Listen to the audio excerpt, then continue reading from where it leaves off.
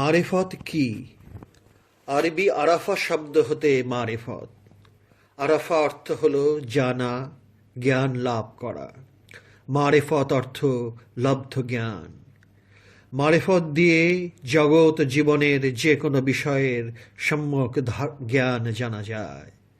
স্থূল দর্শন প্রকৃত দর্শন নয়, সূক্ষ্ম দর্শন প্রকৃত দর্শন।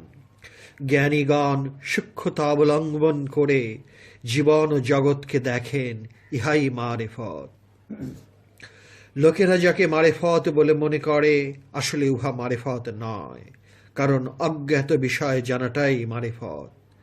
অজ্ঞাত বিষয়টা অজ্ঞাত থেকে যায় বলে মারিফত জ্ঞান লাভ হয় না। মারিফতের মূল কেন্দ্রভূমি আপন দেহ মন। আপন দেহ মনের পরিচয় পেলে মানুষ তার রবের পরিচয় পায়। রবের পরিচয় পেলে সে তার সৃষ্টিকর্তা, পালনকর্তা ও ধ্বংসকর্তার সম্যক পরিচয় লাভ করে। যতদিন পর্যন্ত মানুষ এই রবের পরিচয় না পায়, ততদিন সে দুঃখ চক্রের আবর্তে নিজের দুঃখ নিজে সৃজন করে ঘুরতে থাকে। এজন্য কোরআন বলছেন, ওয়াত্তাকু রাব্বাকুম, তোমরা তোমাদের রব সম্বন্ধে সাবধান হও। ইহাই মারিফতের গোপন কথা। অতএব বাজারের বিতর্কমূলক তথাকথিত শরীয়তের ধোঁকায় পড়ে পরস্পর আত্মকলহে লিপ্ত হয়েও না।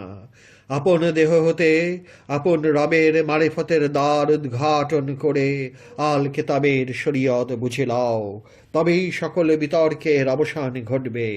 মারিফতের গোপন কথা আসলে গোপন নয়। সম্যক গুরুর প্রতি ভক্তিযোগ অথবা জ্ঞান যোগের পথ ধরলেই গোপন কথার তালা খুলে আল কিতাবের দ্বার খুলে যাবে।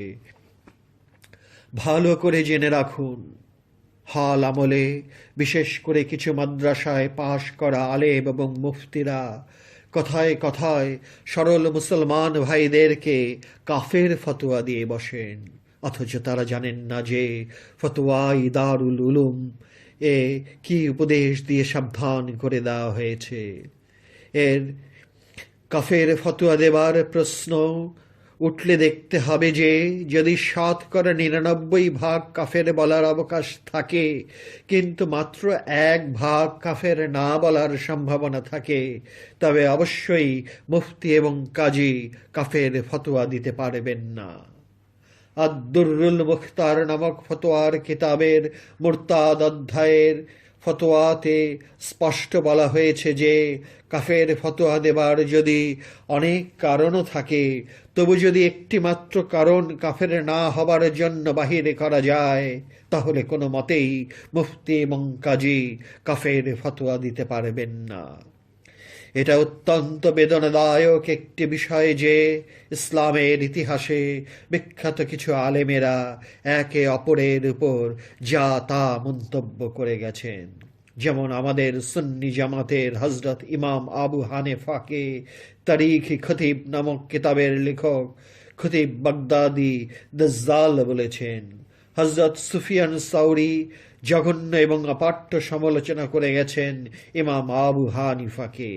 এরকমভাবে হজরত ইমাম মালিককে কঠোর সমালোচনা করেছেন মুহাম্মদ ইবনে ইসহাক এবং ইবনে আবি যিব।